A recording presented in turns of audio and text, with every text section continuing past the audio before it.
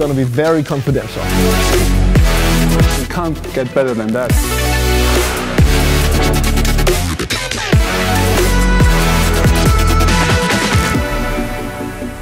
Hi everyone and welcome to the very first episode of EQ Enthusiasts. My name is Dennis. Usually I'm working in the communications department of Daimler, but in this format I take you behind the scenes of Mercedes EQ. I show you the latest innovations and the most fascinating products, plus the people behind them. And that's why we're here in Sindelfingen at the Mercedes-Benz Design Center. We're going to meet a very special person. He once designed the Mercedes Vision AMG Gran Turismo. Now he's a team leader in exterior design and significantly involved in the look of the whole EQ family. I promise you up front, guys, it's going to be a lot of fun for you to watch. Hope that sounds good. And if so, let's go. Mercedes-Benz is a luxury brand with a huge heritage, that's for sure. But how does luxury and design go together when it comes to electric cars? That's what we'll find out today, and as you can see, it's going to be very confidential.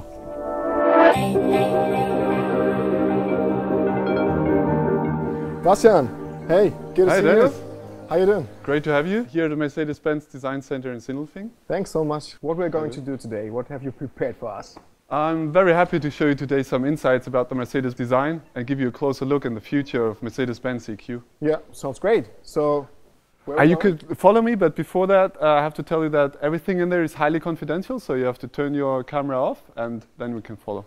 Okay, guys, you heard it. I have to turn off the camera at this point. Okay, guys, I'm allowed to turn on the camera again. Look at this beauty.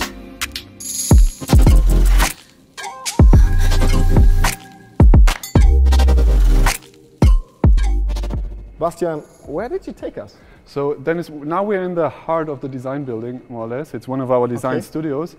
And what you can see here is the Vision EQS, one of our latest show cars. Nice one. Show me some of your projects. I'm really curious. One of a project that I think that was really a childhood dream when PlayStation approached us. Yeah, I want to talk about this one. And I've seen it. They asked us to do a show car for their game Gran Turismo. I mean, a show car for a racing game, you can't get better than that. These tasks you don't even get in university. So we created a car that was really highly efficient. We have active aerodynamics. But this one was built for a combustion engine, right? What about the EQS, the electric S-Class? So we take our inspiration more from electric devices to create a really unique look for the EQ brand. So we have that one bow silhouette describing the sleekness and elegance character of the car. What are the main challenges creating an EQ in comparison to one with a combustion engine? To make that a bit more clear for you, I thought, why not go in here and do a little bit of sketching? Right now? Yeah.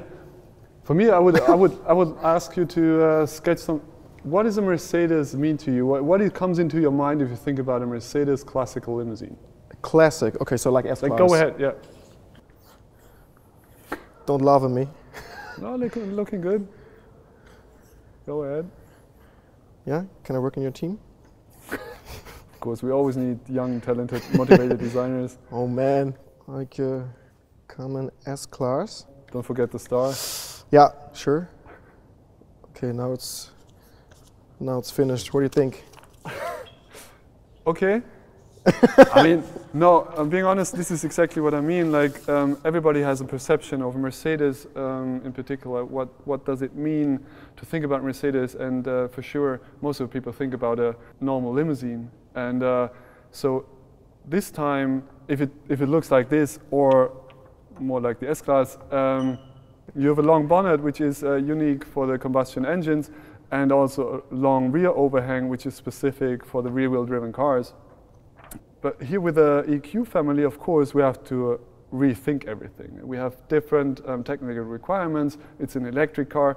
We still want to have people that it is recognizable as a Mercedes for sure, but then bring new elements in that makes it really unique for electric Mercedes.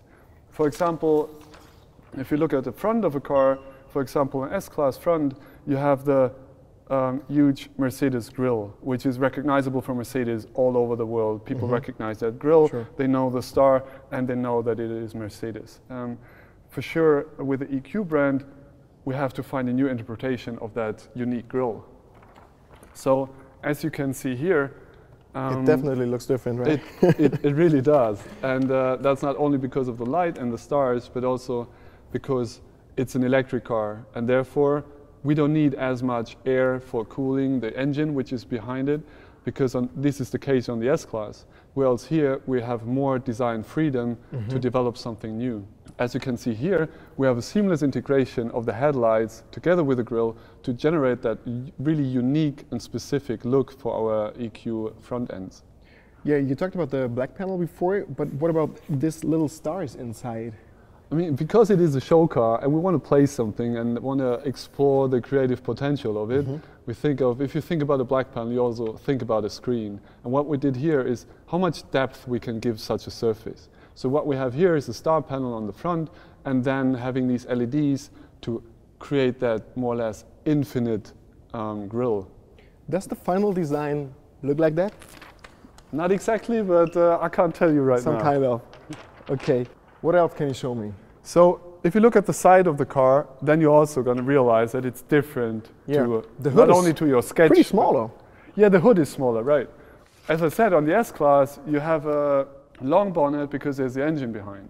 Like on an electric car, you don't have the engine in the front, and therefore we reduce the front overhang to a minimum and put in the wheels really far out on the corners of the whole car to emphasize the cabin and where the people are going to sit then. Yeah, but from my point of view, it looks more sporty than the usual S-Class or your saloon. Yeah, for sure. What we tried here is to find a sleek silhouette that is good for aerodynamics and is creating a different character for these cars. So it's more a four-door sports car than a classic limousine. And if you come towards the back, you can see how nicely the cabin is tapering. It's on one side good for the aerodynamics, and it's sustainable and efficient. At the same time, it allows us as designers to put the cabin on these really nice full shoulders to give the overall car an appearance, a strong appearance on the street, and really good stance. Pretty awesome and interesting. Thanks for giving us so many exclusive insights. But as you know, a bit curious and always a bit impatient. Is there something else that you can reveal about the upcoming EQS? Actually, I can't do that. Just one thing, come on. You know, because it's you. Give me a second at the drawing board, or I'll be back. Take your time, take your time. So good to see how passionate this guy is. I'm deeply impressed and so thankful for visiting this extraordinary place. It has been a once-in-a-lifetime opportunity, and I hope you liked what you have seen. And if so, click on the thumbs up button, leave us a comment below, and don't forget to subscribe, share it with your friends. I'm really looking forward to going on with you on the next episode. And there comes the future. Hope you like it. Wow, that's cool. All right, guys, sorry, but you have to stay a little bit more patient. But I think you got some really good insights about Mercedes-Benz design and also the future of the EQ family. I think we really created something special and unique. It's going to be something on the road that you haven't seen before. And stay tuned, and bye-bye. Bye, guys.